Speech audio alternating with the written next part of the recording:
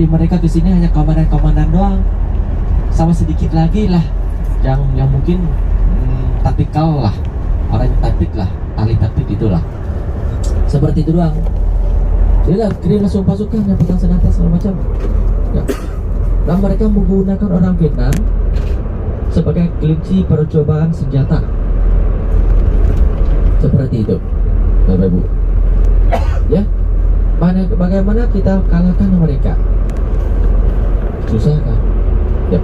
Terus Vietnam kan pecah menjadi dua bagian, berarti yang di tengah, Vietnam tengah kayak di Danang, menjadi medan perang antara dua bagian. Kita dari utara menuju ke selatan untuk berusaha membebaskan bangsa kita, orang selatan, dari penjajahan Amerika, dari penyiksaan pemerintahan boneka ya kan?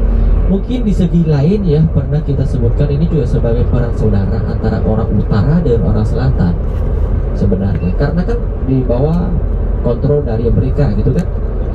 Orang Vietnam Selatan ya, kalau yang sudah usia yang dewasa, cowok, kalau tidak mau ikut pasukan yang punya pemerintah boneka ini, nggak ikut tentara, bakal ditangkap.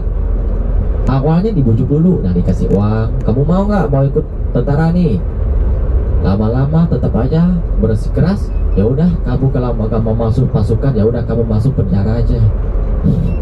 Gampang sekali gitu kan, ditahan seperti itu.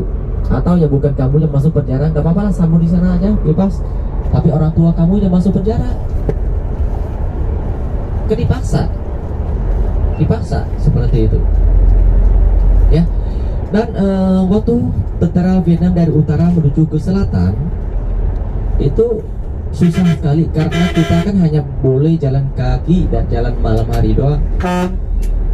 Kendaraan kita ada saat itu, tapi tidak banyak, dan hanya fokus untuk membawa amunisi. Biasanya amunisi kan berat ya. Biasanya tentara Vietnam jalan kaki lewat gunung, dan hanya boleh jalannya malam hari doang. Kalau jalan yang siang hari bakal ketahuan sama tentara Amerika. Bahkan di sananya, di daerah Vietnam Tengah masih ada minefield, ladang ranjau. Masuk ke sana tembus, keinjak, ya udah. Itu. Dan saat di sana di Vietnam Tengah ada dua jenis senjata yang paling mengerikan yang pernah digunakan oleh orang Amerika Serikat di Vietnam. Adalah pertama, bom napalm. Bapak Ibu pernah dengar nggak? Bom napalm bentuknya cair, meledak keluarnya cair, tempel ke badan langsung terbakar. Dan masalahnya tidak bisa dipadamkan kalau pakai air biasa, dia melahap terus. Kena sedikit aja melahap terus. Kayak bahan bakar dia kan dari minyak manusia gitu loh. Bakar terus sampai hangus semua. Biasanya caranya untuk selamat dulu ya, kalau kita untung ada tempat ada pasir, nah bisa pakai pasir matikan. Tapi kalau nggak ada pasir udah pasti mati. Nah biasanya orang Vietnam dulu untuk selamat kita akan potong bagian yang terbakar. Ini coba bayangin aja, kena tangan, kaki ya masih bisa selamat. Cuma kena punggung, kepala gimana? Udah pasti, udah habis. Itu bom napalm. Tapi belum sebanding dengan jenis senjata kedua yang pernah digunakan Amerika di Vietnam, yaitu senjata kimia. Bentuknya uap, apa Ibu? Bentuknya uap. Jatuh, meledak.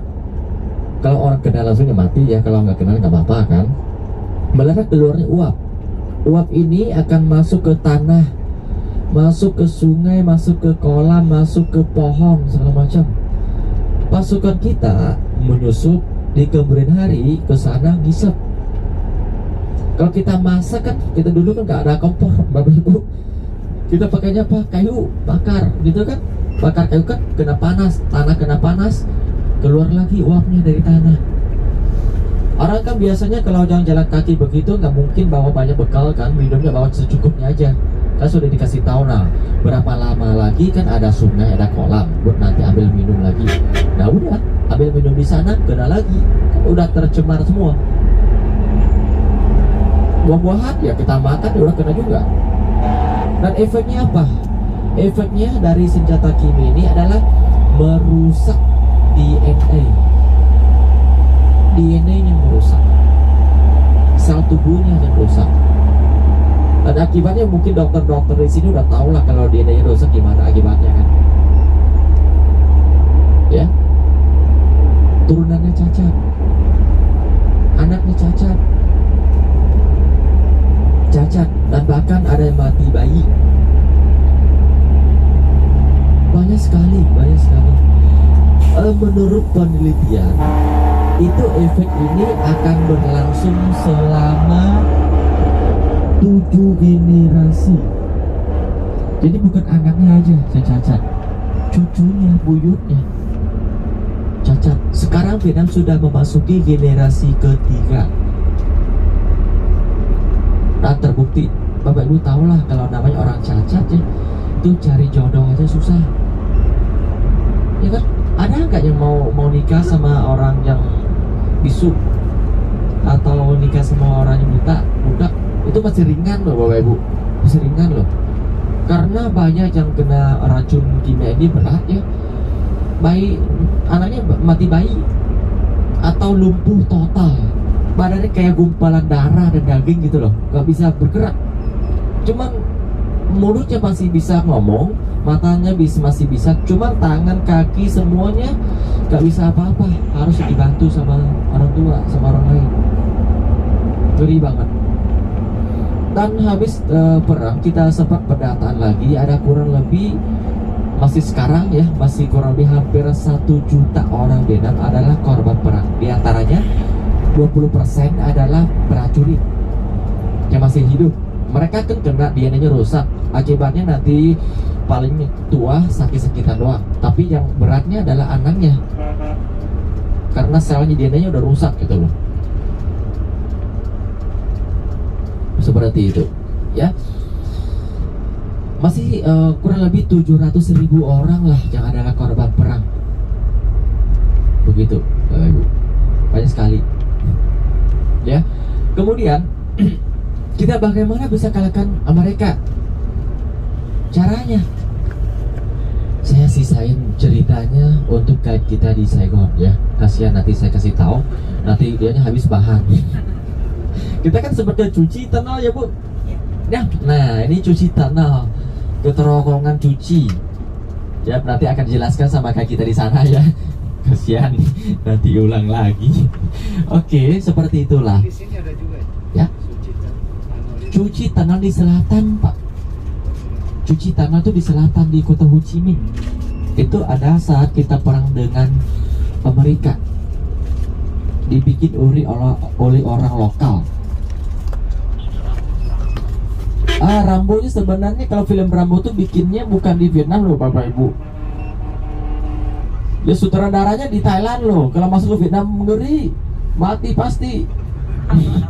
Soalnya orang Vietnam itu mainnya gerilya. Orang Amerika itu kan tentara bayaran tuh paling takut sama yang cara perang Vietnam loh. Kita bikin terowongan kan, bikin lubang angin, coba aja untuk yang senapan doang, tembak dor langsung kabur.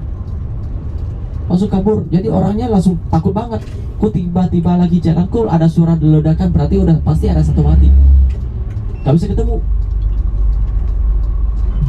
Kan dia sembunyinya ke lubang-lubang masuk ke terowongan tuh kan di dalam rumah semua, di semak-semak gitu loh. Dan jalannya kecil loh. Masuk ke sana nanti ada tempat untuk bisa kita coba masuk. Ada pernah masuk nggak? Ya? Pernah masuk Pak? Emang muat? Muat nggak Pak? Ya, kecil banget tempatnya, kayak saya nih, seperti saya. Kenapa orang Vietnam itu kecil-kecil nih? Biar nanti bisa masuk ke terowongan tuh. Kita bikin yang kecil supaya tentara bayaran biasanya gede-gede ya. Apalagi kalau orang Eropa, orang Amerika itu gede-gede, gak muat, nyangkut di dalam nanti. Belum lagi dalamnya banyak trap, perangkap lagi gitu kan, takut nggak bisa kejar. Paling cuma lempar keran, langsung hancur sebentar doang, dikit doang, nanti digali lagi udah selesai. Gitu, memang sengaja di sana. Ya, lumayan kecil banget Bapak Ibu. Nanti Bapak Ibu ke sana ya, coba masuk aja. Tapi Tapi moga di sini nggak ada yang jahil-jahil nih. Teman-teman udah masuk, kita tutupin pintunya. pernah ada grup loh ke sana, kan anak-anak juga agak muda gitu loh. Kayak teman yang mau masuk, gue nggak takut lah, gue kan bisa masuk, coba gimana rasanya, kan sejago gitu kan, masuk ke dalam. Baru masuk aja tuh pintunya ditutup sama temannya, terus diincas sama teman, dia berdiri di atas, dia di bawahnya teriak-teriak semua. Begitu, lucu lah. Sama di sana aja kalau Bapak Ibu mau